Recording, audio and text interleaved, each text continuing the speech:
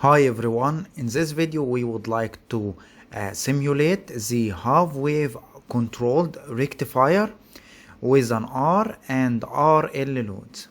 So we have here the half-wave controlled rectifier. As you remember from our course for power electronics, we said that the rectifier simply converts the AC input voltage to DC output voltage.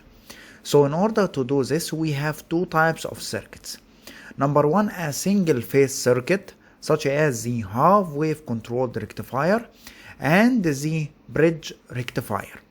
So in this video, we'll see how we can simulate this circuit, okay, with a resistive load or with an RL load inside the Simulink.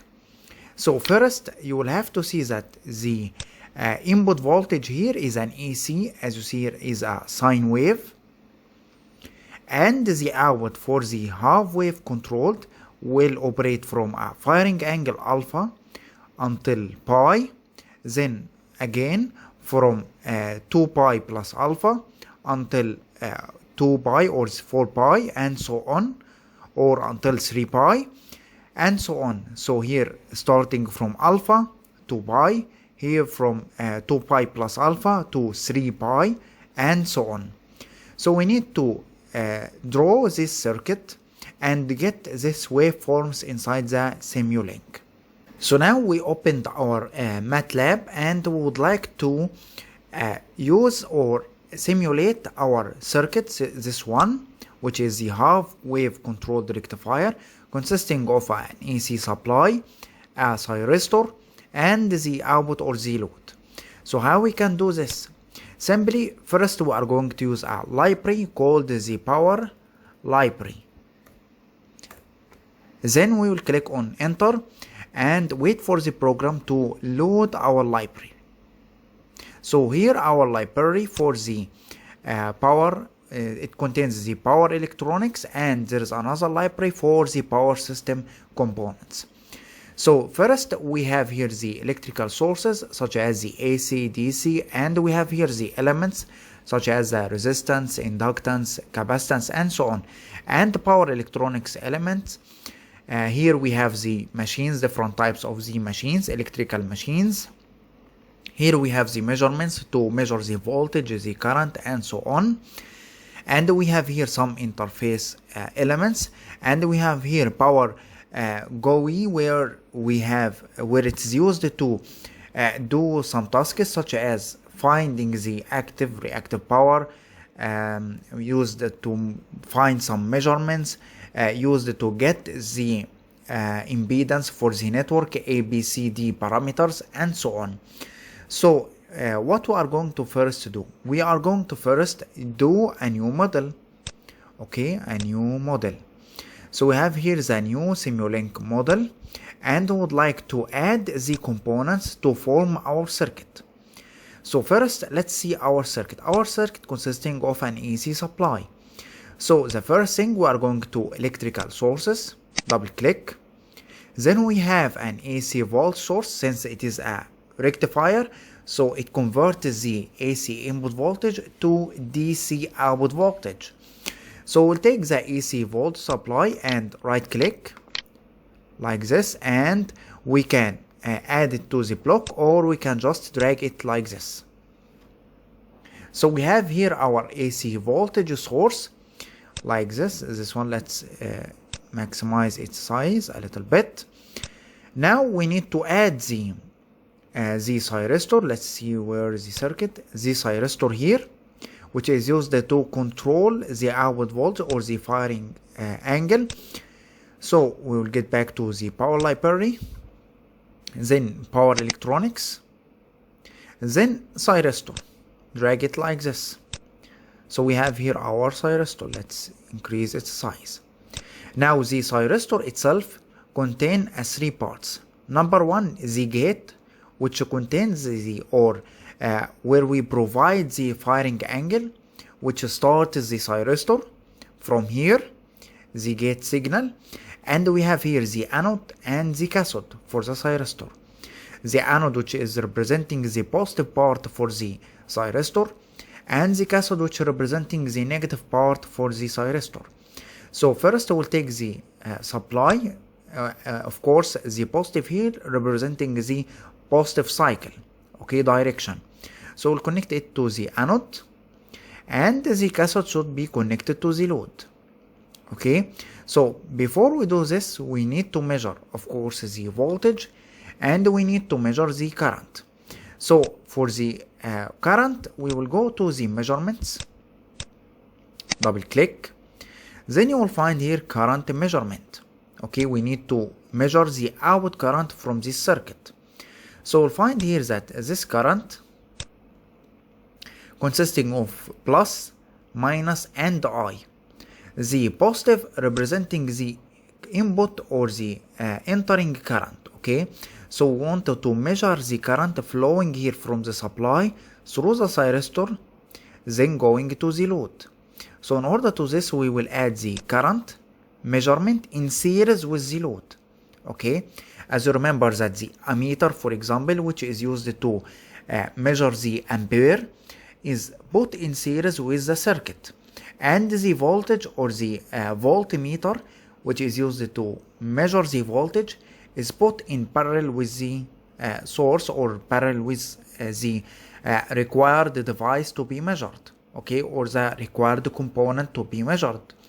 So here we have the current, then in series with it the load. The load in this case is a resistive load. So we'll get back to the power library, then we go to the elements, then we will choose a resistive load. Okay, so I'm going to choose a series RLC load. If you drag it like this, we will have our load. Now we can rotate it. How? By simply selecting it, then Control and R. Okay, each Control and R will rotate the component. So we have here our element, okay, and we have here our current. This is the output like this. So the current goes from the supply through the thyristor, then through our ammeter or the measurement device, then through the load and back to the supply. So we'll take this part and connect it to the other terminal of the load. Now our load, you will see that it is RLC. So you will see that here you can add the parameters for the load. As an example, the inductive or the reactive power, we can say that it is 0, which representing the L or the inductance. So we can build it as a 0 like this. Okay, and the capacitance reactive power, we can put it as 0, then apply. You will find that our load becomes only a resistive load. Okay, only a resistance, since the Q or the reactive power, positive reactive power, which is absorbed by the inductance, is 0, and the reactive power supplied by the capacitance is also 0. So we have only the resistance, and you can simulate this resistance by an active power of 10 power e power 3. 10 e power 3 means that 10,000 watt. Okay, since e power 3 representing 10 power 3, okay, or 30. So we click on OK. This is an example of the resistance. Now another thing we would like to do is that we can add the measurement for the voltage. So we can get back to the power library, then go to the measurements, then the voltage measurement. So drag it like here. Okay, now we have the voltage measurement. We would like to measure the voltage across the load and measure the voltage of the supply, okay, to see the difference. So we can take this one like here and control and drag in order to make another copy for the voltage measurement. Now the first terminal or the positive is this one. Okay, like here. Let's drag it like this, and the other terminal is here. For the load itself, the positive will be here and the negative will be here like this. So now we have the voltage across the supply, the voltage across the load, and the current. Now we need, in order to see what will happen, we need the scope. Okay, so how we can get the scope? Simply by going to the Simulink library from here and go to the we would like the scope. Okay, so we can type scope like this, then enter. You will have your own scope. Select and drag like this. Okay, so we have our scope. Now we need 1, 2, and 3 outputs or a 3 measurement here to appear on the scope. So how we can do this? Simply we are going to double click on the scope, then maximize it a little bit like this, then click on settings, then how many axes you would like. We have 1, 2 voltage sources and or 2 voltage measurement and 1 current. So we need 3 graphs. So we can type 3, then apply, then OK. So we have 1, 2, 3 graphs, and we can select this one, double click on it, or right click, then axis properties or axis properties. Then we can choose the maximum and the minimum values which can appear here to be, for example, 600 and the maximum of 600. Okay, so we can also click here, then 600. Okay,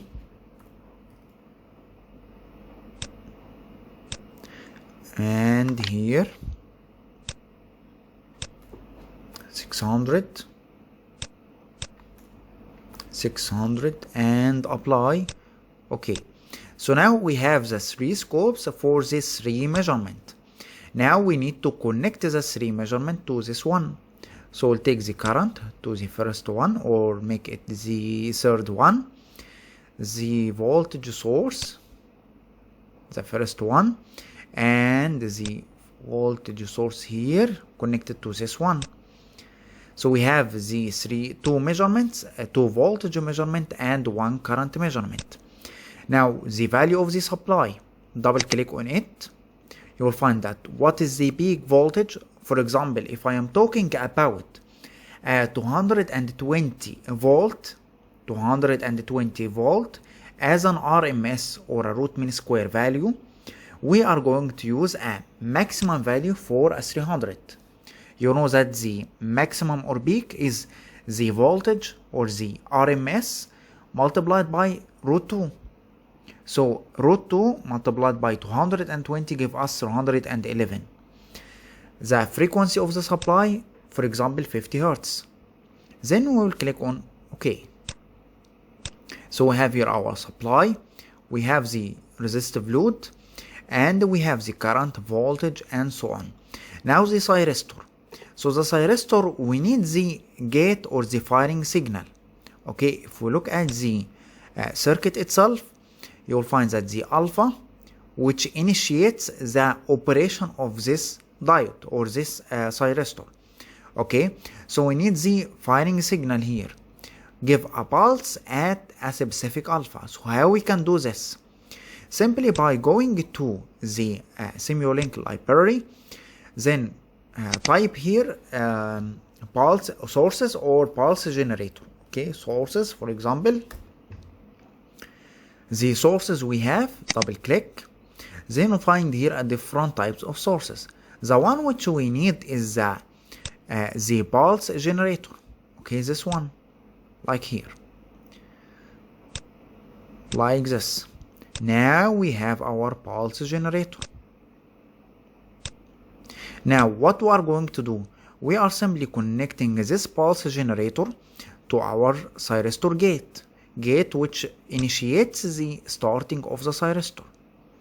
Okay, now the pulse generator here, we will double click on it, and you will find here something. Number one, what is the amplitude signal for this thyristor? As an example, this depends on the type of the thyristor, but for example, we are going to make it 50. Okay, and what is the period? Period representing the t or the periodic time. Okay, so the pulse, you will find that it generates a pulse. Okay, you have an on period, then a small off period, then on, then off.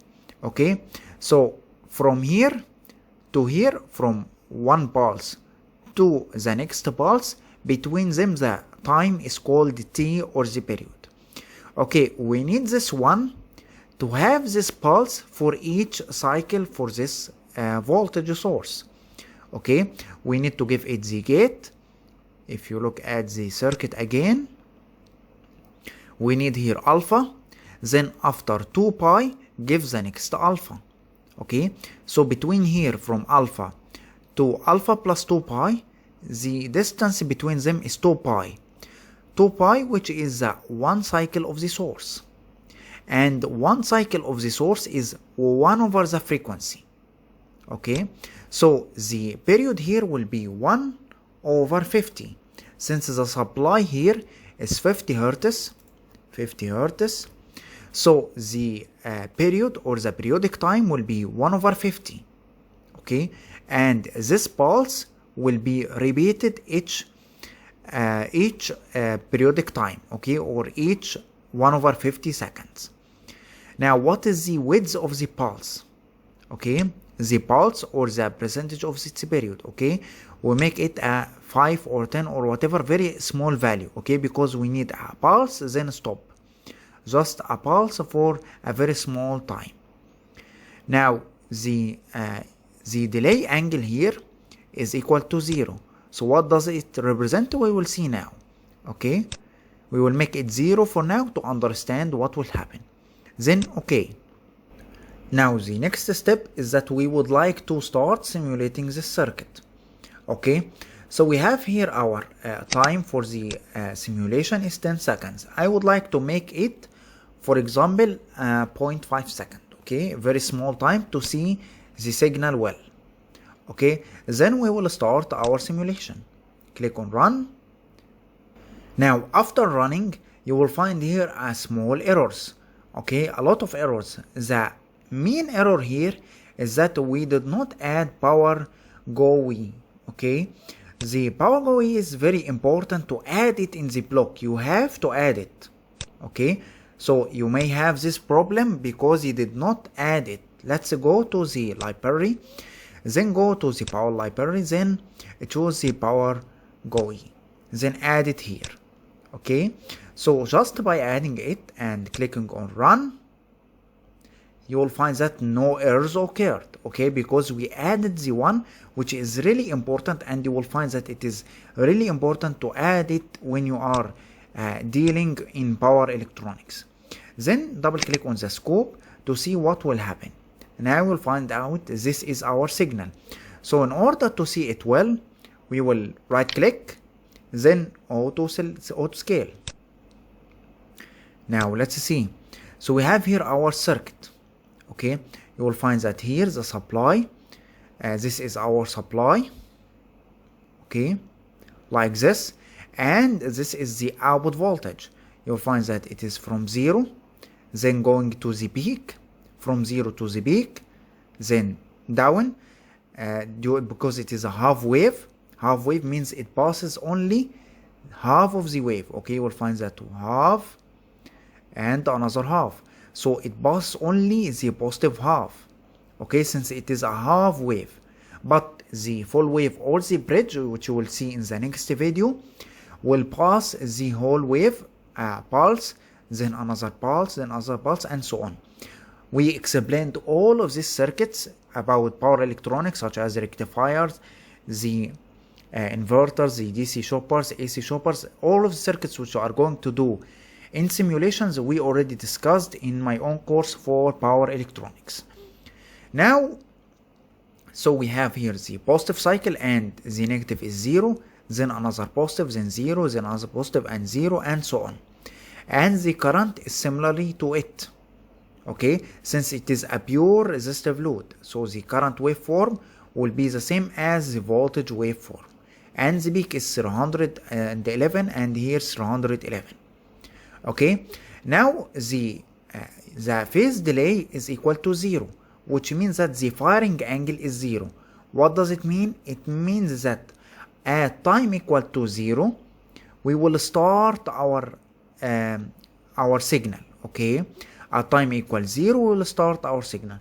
Now if we would like to delay it, for example starting at here at a 30 degree, what will happen? Okay, so first we are going to pulse generator, then change the delay angle. We have our time is 1/50, which is 0.02, okay, or 20 milliseconds, multiplied by, we would like the delay angle to be at 30 degree. Okay, for example, so 30 over 360, 30 over 360 representing the ratio between the angle we would like to start to the total angle. Okay, all of this multiplied by the time will give us the time which representing a 30 degree.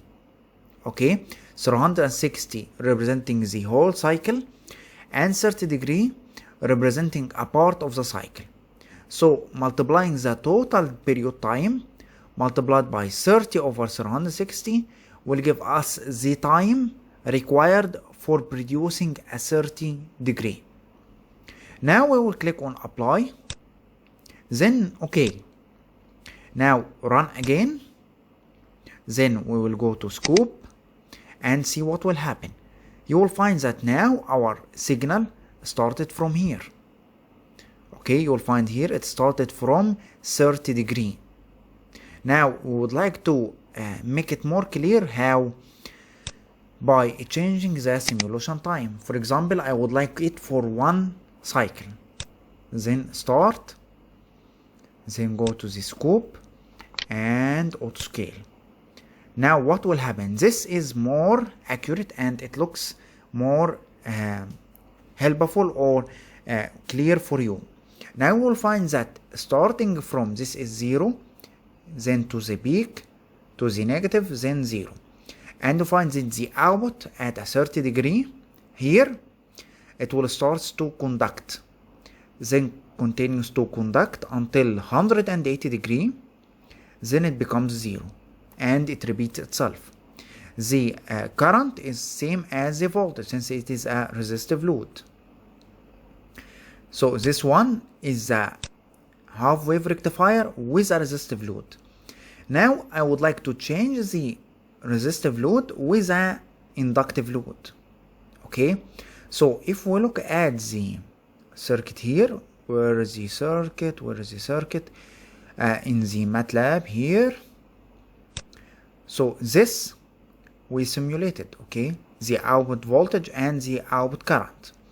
Now we need to find the RL, which means that it will continue to conduct for a small amount of time, then becomes 0. And this is the output current. I would like to see this in Simulink.